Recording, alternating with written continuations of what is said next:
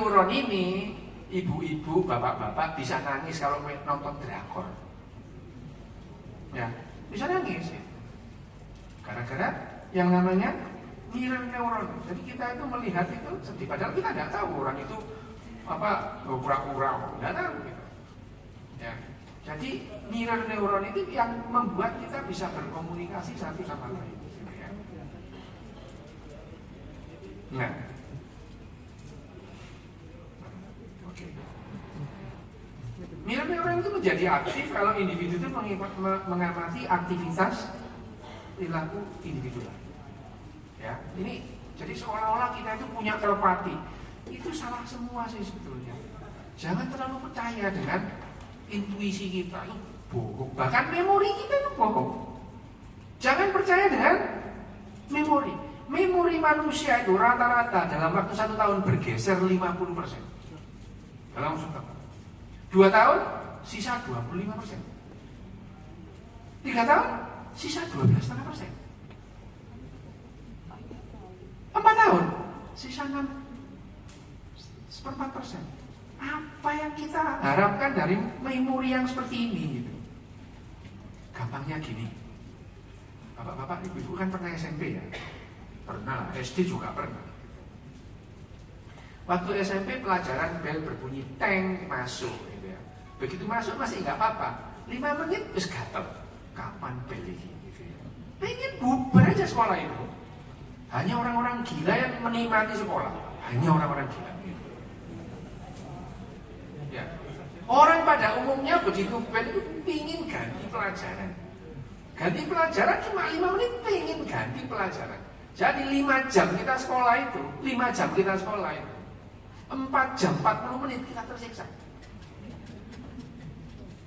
Kita pada saat kita sekolah SD, SMP, SMA itu 4,5 jam kita tersiksa. Kita nggak suka dengan sekolah itu. Tapi kalau kita sekarang mengingat-ingat SMP, yang diingat yang enak-enak. Yang nggak enak di mana? Didilit oleh orang kita. Ya, jadi otak kita itu percaya dengan memori kita itu palsu semua. Gitu. Dan itu yang membuat bapak dan ibu itu bergembira dan bahagia. Gitu. Jadi orang yang mudah lupa itu adalah orang yang berpotensi untuk bahagia. Gitu. Loh ini beneran, ini secara neuroscience gitu.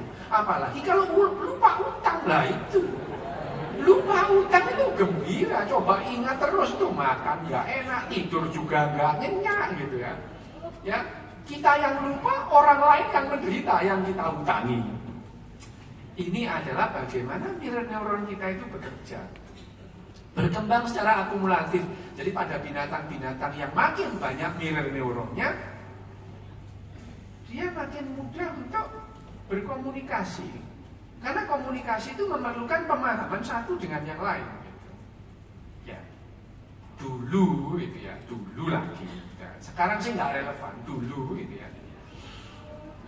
Ibu itu kalau ngelirik gitu, anaknya sudah tahu maksudnya itu apa, disuruh pergi gitu. Gitu ya. Sekarang, opo gitu. Loh, memang masanya itu sudah berubah. Kita tidak bisa lagi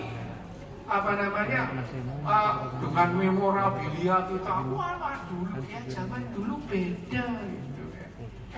Dulu itu kalau bapak-bapak dan ibu-ibu itu pernah punya diary, pernah punya catatan harian. Digembok, Pak. Ya, digembok. Orang lain nggak boleh orang lain baca. Bapak dan ibu aja nggak boleh baca, digembok, itu jadi simpen. Itu dulu. Sekarang kalau nggak dibaca orang, ngapain kita nulis gitu?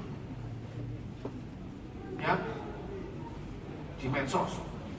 Anjir, ada kecoa di leher gue. Lah, kecoa nempel di leher, dunia harus tahu. Dulu saya punya sahabat pena dari Israel. Dulu tahun 73. Dulu kalau kita itu menerima surat dari sahabat pena kita baca. Apa kabar? bagaimana kabarmu? Dengan ini aku mengabarkan keadaanku juga baik-baik saja. Gitu ya. Ngomongnya gitu. Wah, baca 2 lembar atau 3 lembar maksimal. Baca. Setelah kita baca, kita itu nggak bakal buru-buru nulis surat balasan, itu nggak bakalan. Ya, kita timang-timang. Oh boyo, sini ditulis oh boyo gitu. 3 hari 4 hari kemudian kita baru ke toko buku atau beli kertas surat gitu ya. Warnanya macam-macam, ada yang biru, ada yang merah, ada yang bau durian, ada yang macam-macam. Baca, kita mulai nulis gitu ya. Kalau nggak cocok diuntel-untel dibuang gitu. Kenapa? Karena yang kita kirimkan cuma 2 halaman, 3 halaman. Ya, habis gitu kalau sudah selesai, kita lipat, kita masukkan ke kotak pos atau ke kantor pos. Kalau kita sudah ngirim surat pun, kita tuh juga tidak berharap besok dapat balasan, tidak gitu ya. Seminggu, 2 minggu kita nggak berharap gitu. 1 bulan tuh, kok nggak dibalas-balas ya? Mati atau gimana nah ini gitu. Atau sakit atau apa? Kita mulai tiap hari nongkrong di depan rumah nunggu Pak Pos lewat. Ya, gitu. Dulu itu.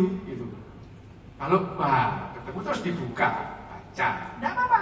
Gitu terus siklusnya ditutup. Nah, sekarang baru WhatsApp 5 menit, nggak dibaca itu lu marah. Apalagi centang 2 nggak di-reply, malah marah lagi. Padahal dulu itu kita berprinsip kalau tidak ada kabar adalah kabar baik. If there is no news, it means good news. Gitu. Sekarang 10 menit nggak dikabarin itu loh, kita gelisah. Zaman memang sudah berubah. Gitu. Kita juga tidak bisa memaksa anak-anak sekarang itu seperti yang kita jalani. Gitu. Cara belajar mereka meniru. Gitu. Meniru apa? Meniru lingkungannya. Tidak pernah anak-anak sekarang itu membayangkan sebuah zaman yang di Indonesia itu, sebuah zaman ada yang namanya jilbab itu dilarang. Sampai tahun 84 sekolah negeri tidak boleh jilbaban. Ini kalau ini generasi-generasi, kan ada Gen Z, ada milenial, ini kan generasi kolonial semuanya. Saya ini seminggu yang lalu 65 tahun saja generasi kolonial, boomer. Anak-anak kita tidak akan pernah membayangkan ada sebuah zaman di negara Indonesia ini jilbaban itu dilarang di sekolah. Sampai tahun 84. Mulai zamannya Menteri Daud Yusuf dilanjutkan Nugroho Susanto. Nah, Pak Nugroho Susanto hanya 2 tahun menjabat menteri kok yang meninggal. Diganti Fuad Hasan. Lah, wis diganti kabeh. Sekarang kalau nggak jilbaban nggak boleh sekolah, loh ya. Kita tidak pernah membayangkan itu. Kenapa? Karena kita melihat, kita anggap kehidupan dari dulu sekarang sampai sekarang ya kayak gini nih. Gitu. Nah sekarang, karena kita belajar dengan meniru, ya, karena kita ini adalah binatang sosial. Meskipun kita itu binatang sosial, manusia itu tidak dirancang untuk bekerja sama dalam jumlah yang besar. Ya, tanpa bahasa, manusia itu kalau sudah 35, mereka pecah menjadi 2, seperti serigala. Serigala itu bergerombol, tapi begitu mencapai angka 15, serigala itu jadi 2 kelompok. Simpanse juga demikian. Simpanse itu begitu mencapai angka 30, simpanse itu cenderung membuat 2 kelompok. Karena kerjasamanya jadi tidak efektif, berantem, rebutan sumber daya. Manusia karena cocoknya ini, karena bahasanya itu, kita jadi bisa bekerja sama dalam jumlah yang besar. Gampangnya gini, iya, kalau satu angkatan di UKDW itu berapa mahasiswa? Satu angkatan berapa? Kira-kira Pak? 1000. Pasti ada yang tidak dikenal. Ya, satu angkatan 200, pasti ada yang tidak dikenal. 100, itu batasnya orang bisa mengenal satu sama yang lain. Tapi meskipun 1000 gak saling mengenal gitu, pakai jas alma materku KDW, nah ini saudara. Ya. Jadi narasi itu yang membuat kita itu bisa bekerja sama. Ya sekarang, nih otak kita ini sederhana. Ternyata otak kita itu cara kerjanya sederhana. Kita aja yang mencanggih-canggihkan. Oh iya, kalau kita mempelajari mekanisme sampai seluler dan subseluler, ya memang rumit gitu. Tapi cara kerja otak kita itu tidak rumit. Gitu. Otak kita tidak dirancang untuk melihat yang mana yang benar, mana yang salah. Enggak. Otak kita itu dirancang untuk mempertahankan bagaimana kita bisa hidup selama yang dimungkinkan. Itu yang namanya kecerdasan. Jadi kecerdasan itu adalah individu bisa mempertahankan hidupnya selama yang dimungkinkan, itu namanya cerdas. Jadi kecoa punya kecerdasan? Ya. Pohon punya kecerdasan? Punya. Kok bisa? Pernah enggak mengamati kalau yang namanya satu pohon atau bunga ditaruh di jendela, dia itu tumbuh menuju jendela, menuju cahaya. Itu cerdas. Ya, supaya apa? Dia mendapatkan cahaya matahari lebih banyak. Dia bisa mengumpulkan yang namanya energi. Jadi kecerdasan itu punya semua. Tapi yang kita ukur adalah IQ. Ya, IQ penting. Bagi manusia penting. Bagi wedus tidak. Bagi kecoa juga tidak. Tapi bagi manusia penting. Untuk apa? Zaman sudah seperti ini, kita tuh sekarang pengetahuan itu ada orang yang sangat pinter, misalnya ahli mekanika fisika kuantum, itu pasti orang pinter, pasti orang. Kalau IQ-nya di bawah 130, udah lah nggak usah ngomong mekanika kuantum, nggak ngerti, udah, terus belajar tenaga dalam aja, nggak ngerti, nggak bisa. Menjelaskan bahwa alam semesta itu lebih banyak ruang kosongnya ketimbang isinya. Seperti tata surya kita. Tata surya kita itu matahari ini jauh di sana ada bumi ini gitu ya. Lebih banyak ruang kosongnya. Seperti meja ini lebih banyak ruang kosongnya ketimbang isinya. Coba bayangin kan meletek nggak sih? Kok bisa? Ruang kosong kok padat gini? Ya, nah itu kalau mempelajari mekanika kuantum bisa dihitung, tapi sulit dijelaskan. Itu pinter banget orang-orangnya. Tapi orang-orang kayak gitu biasanya disuruh jaga Alfamart, nggak bisa. Ya, gitu. Jadi, ya itu makanya. Saya kemarin menceritakan ke Bu Tanti, Indonesia itu sekarang rata-rata IQ-nya adalah 78,4. Turun 8 lagi jadi gorila. Gitu. Loh ya nggak apa-apa. Kecoa itu rada loh, 250 juta tahun bertahan loh, kalau mau jadi kecoa. Padahal tahun 86, waktu itu saya kuliah lapangan ke Kabupaten Kediri. Saya mensurvei 7 kecamatan untuk tahu IQ-nya pelajar Kediri itu berapa? SD, SMP, SMA. 109,4. Sekarang 78,4. Kok bisa terjun bebas ini gimana? Karena IQ nggak penting-penting amat untuk hidup memang. Ya, goblok pun ya bisa hidup. Makin gampang hidupnya. Bayangin kalau ada yang pinter semua di situ, milih wali kota nggak mau lah.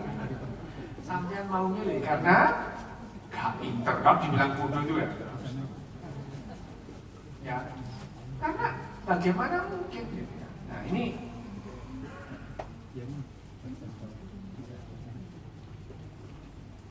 iya, ini ada bagian yang mengolah yang namanya informasi. Dan kita merespon informasi itu bukan melihat itu benar atau salah, nggak penting. Yang penting kita bisa hidup. Manusia itu mengembangkan yang namanya teori konspirasi. Sejak kapan? Sejak nenek moyang kita pemburu pengumpul. Kenapa? Itu yang menyelamatkan kita sampai kita itu bisa survive. mengembangkan teori konspirasi. Makanya kita suka hoax. Makin hoax yang kita suka, makin senang kita. Wah, gitu. Teori konspirasi kita mana? Nenek moyang kita pemburu pengumpul waktu di padang savana sana, kalau kemudian ada semak bergerak-gerak, teori konspirasinya ada macam, langsung lari dia. Karena keputusan lari cepat itu membuat dia selamat.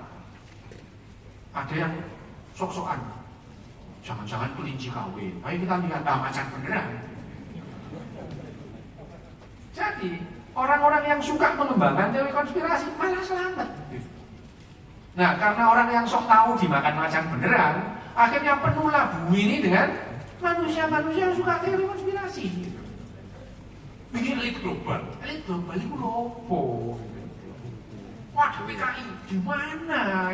Ada, ya tunjuk orangnya gitu. Tapi pokoknya teori konspirasi ini ya yang berkembang. Ya itu dulu yang menyelamatkan. Makanya hoax itu gemar kita. Kita hanya percaya berita yang ingin kita percaya. Ya. Otak kita ini membela keyakinan kita itu mati-matian. Membela keimanan kita itu mati-matian. Kalau ada fakta yang bertentangan dengan keimanan kita, bukan keimanan kita yang kita revisi, faktanya kita abaikan. Ya, itu yang membuat manusia bisa sampai seperti sekarang. Jadi benar salah itu nomor sekian. Jadi akhirnya Plato mengembangkan eksistensialisme. Wah, Plato itu dalam tubuh kita ada dua kuda, yang satu warna hitam, satu warna putih. Kita di tengah-tengah. Lah ngarang dia ini gitu. Plato. Muridnya Plato sangat bertentangan dengan Plato, namanya Aristoteles. Kalau Plato itu kan bilang, kursi-kursi yang ada ini palsu semua. Yang asli itu yang ada di dunia ide. Kalau ada kakinya 4, tempat duduk ada sandarannya, itu namanya kursi. Kalau nggak ada sandaran, namanya dekle gitu. Tapi ini kursi ini palsu semua, yang asli di dunia ide. Muridnya bilang, ya enggak, itu kan cuma ide, yang penting ini. Plato dan Aristoteles sangat bertentangan. Apakah mungkin dua hal yang bertentangan sama-sama benernya? Ya nggak mungkin, yang mungkin sama salahnya. Tapi kita berpegang pada Plato sampai sekarang. Ya bahwa terus Sigmund Freud ya diubah dikit gitu. Ego super ego beliau ngarang juga gitu. Nah, itu tidak ada basis biologinya. Nah, sekarang kita memahami bahwa yang namanya belajar itu adalah latihan. Berlatih. Prancis, Jerman, Jepang sudah melakukan pendidikan dengan melatih sejak bayi.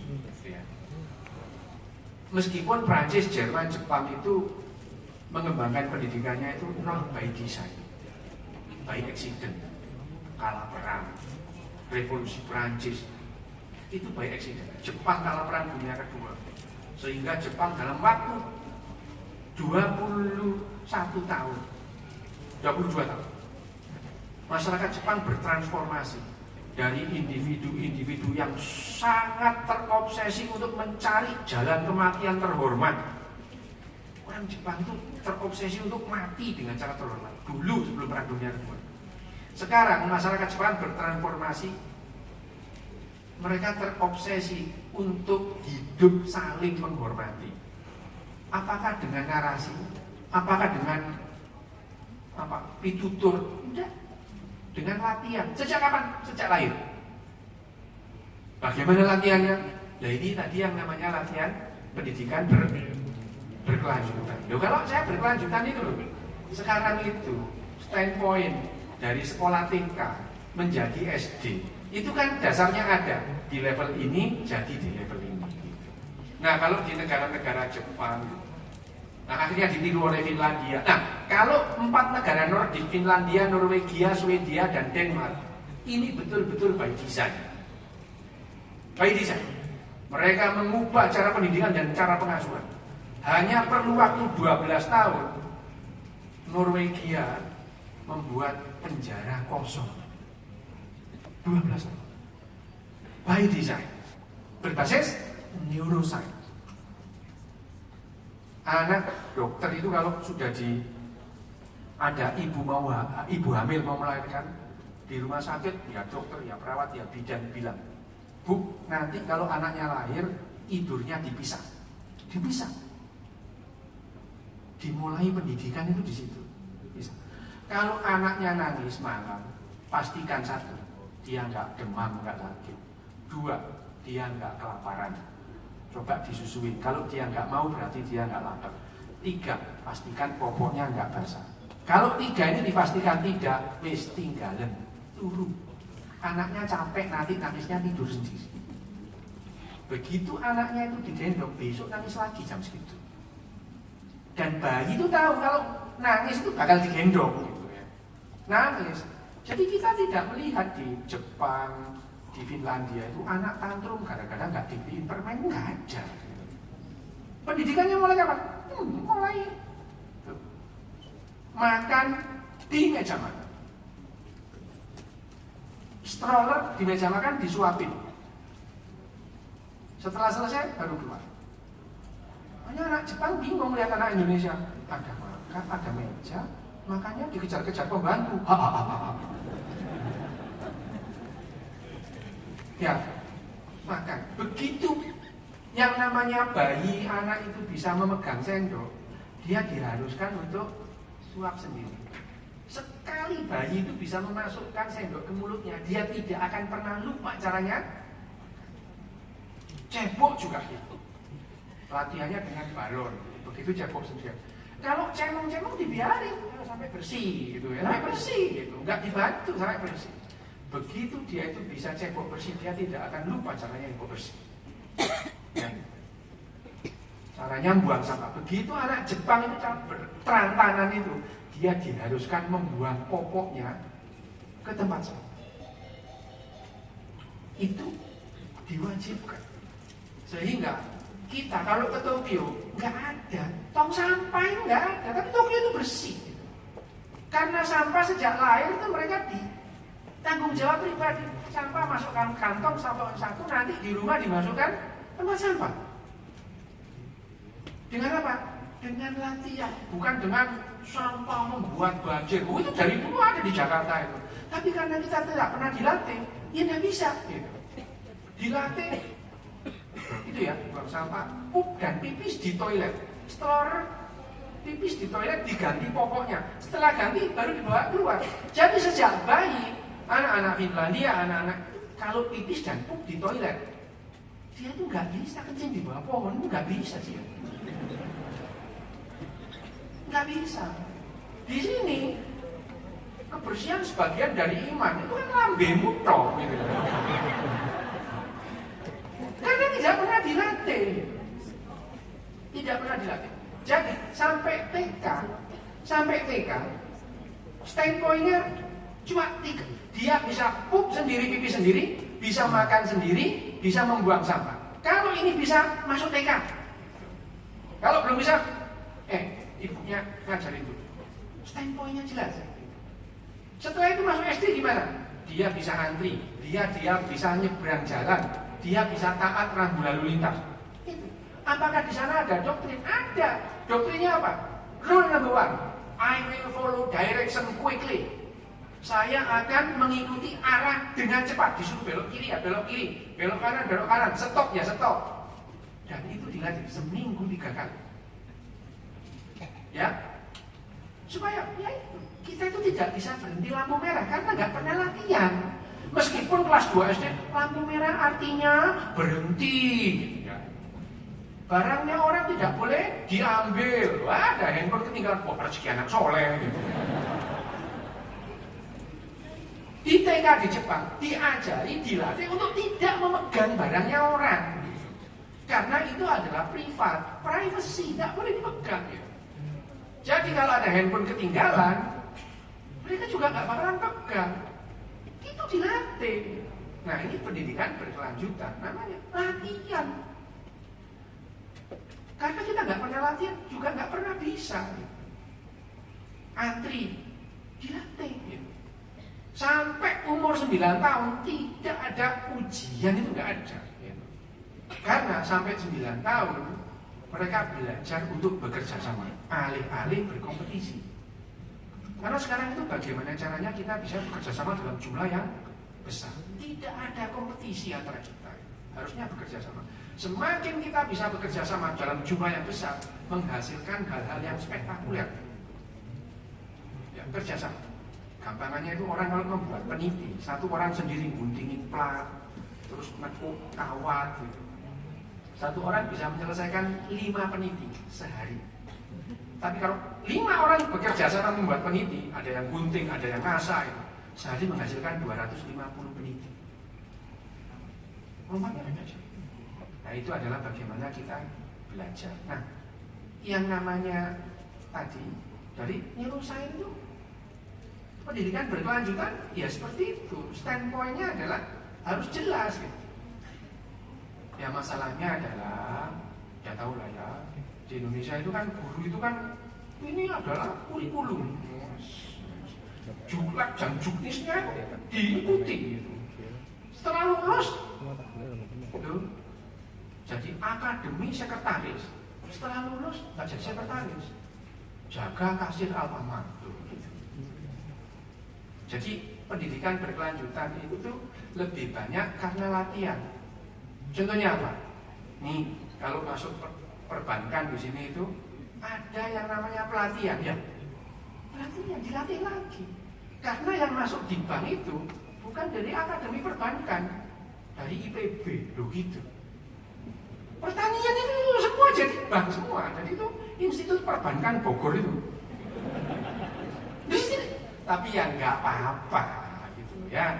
Saya hanya mengatakan bahwa bagaimana manusia itu belajar. Memang kalau kita berbicara tentang learn di otak itu, kalau di neuroscience itu 4 semester. Jadi kalau kita ngomong setengah jam ya nggak bisa ya. Tapi ya daripada berpanjang lebar sudah 00 so. Saya akhiri, mungkin kapan-kapan kita bisa ngomong lagi di Starbucks. Terima kasih. Terima kasih kami ucapkan kepada Dr. Ruslan Wisniasa.